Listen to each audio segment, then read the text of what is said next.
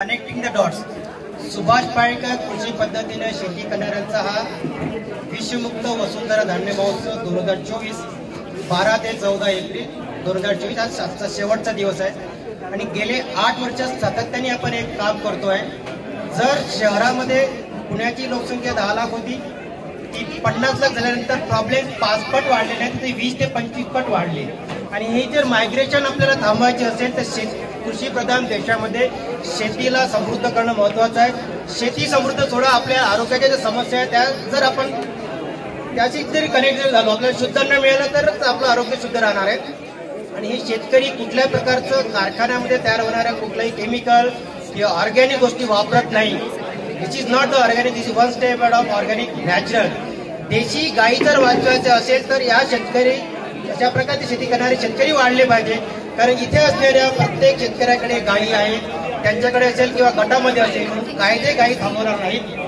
प्रदूषण जर थांबवायचं असेल, आपण बघतो दिल्लीमध्ये जेव्हा प्रदूषण होते तेव्हा कोर्टाला आदेश काढावा लागतो. हरियाणा आणि पंजाबमधल्या लोकांनी आपल्या शेतातल्या गोष्टी जाळायचे नाही. हे शेतकरी त्याचा मल्चिंग म्हणून उपयोग करतात, मॅन्युअर म्हणून उपयोग करतात, त्यामुळे ते प्रदूषण इथे थांबतं. कारखान्यामध्ये होणाऱ्या कुठल्याही गोष्टी वापरत नाही, ते प्रदूषण इथे थांबतं.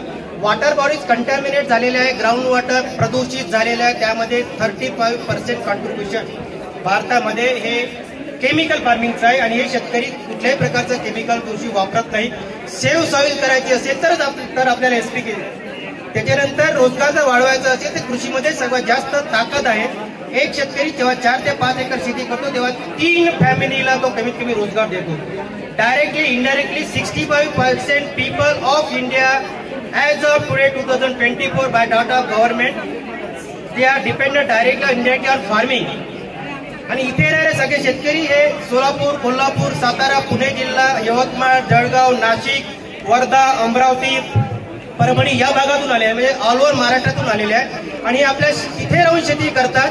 यांचे बरेच लोक गृह उद्योग करतात. म्हणजे येणारं जे मायग्रेशन आहे ते शहरामध्ये येणार नाही. तर शहरामध्ये येणारे जर पॉप्युलेशन कमी झालं, लोंढे कमी झाले तर टेकड्याच्या समस्या, नदीच्या समस्या ज्या शहरामुळे निर्माण झालेल्या त्या आपोआप कंट्रोल होणार आहे. अदरवाईज आपण कार्यकर्ते काम करतोच आहे गेले 15-20 वर्षापासून, पण त्याला मर्यादा आहे. आणि हाव जी शहराची आहे ती पॉलिटिशियन असो किंवा कॉर्पोरेटची असो किंवा वैयक्तिक नागरिकांची असो ती वाढतच जाणार आहे. कारण एका ठिकाणी कॉन्सन्ट्रेशन झालं तर या समस्या मल्टिपल होऊ शकतात. म्हणून मेनी प्रॉब्लेम्स वन सोल्युशन. प्रश्न अनेक उत्तर एक एसपीके.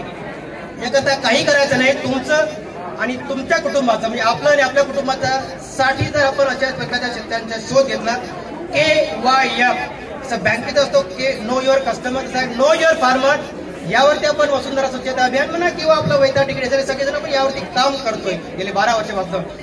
हा जर कन्सेप्ट आपण रुजवला आणि आपल्या कुटुंबाचं आरोग्य सुरक्षित करण्याकरता जर काम केलं तर मला वाटतं या बऱ्याच याला आपण आपला वॉटर फुटप्रिंट आणि कार्बन फुटप्रिंट कमी होणार आहे. तर पोल्युशन कमी होणार आहे. कारखान्यासाठी ते वापरत नाहीये. या शेतीला केमिकल पेक्षा आयडियली 10% वॉटरमध्ये काम होतं. इव्हन शुगर केन आपण 50% पकडू, म्हणजे वॉटर फुटप्रिंट आपल्या रोजच्या कन्झम्पशन मध्ये कमी झाला आहे.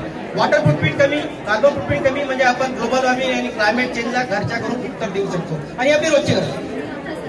नद्या वाचवायचं असेल 30% contribution from chemical farming. It will help directly indirectly. Even if are staying in Pune will work all over India. So thank you. We will work together and will take this ahead. Thanks a lot.